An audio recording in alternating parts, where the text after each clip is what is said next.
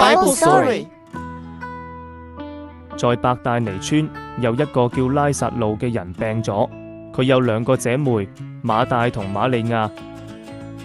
姐妹兩個叫人去同耶穌講：主啊，你所愛嘅人病咗。耶穌聽到就話：呢個病唔會到死，乃係為咗上帝嘅榮耀。耶穌愛呢一家人。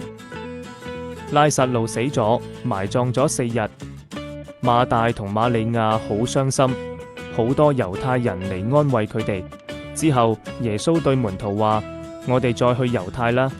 佢故意擔言，先至嚟到伯大尼。馬大話：主啊，你如果早啲喺度，我嘅兄弟就唔會死。耶穌話：我就是復活，我就是生命。信我嘅人，雖然死咗，都必復活。瑪利亞嚟到耶穌面前哭泣。耶穌見到大家喊，就心裏悲嘆，亦都喊咗。耶穌嚟到拉撒路嘅墳墓前，係一個洞穴，用石頭堵住。耶穌話：將塊石頭拎開。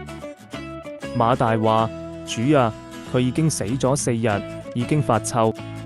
耶穌舉目望天話：父啊，我感謝你，因為你已經聽我講呢啲說話，係叫眾人信你差遣我嚟。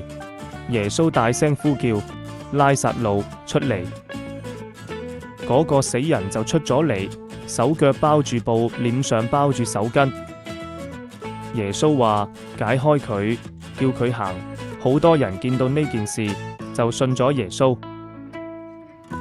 Thanks for watching.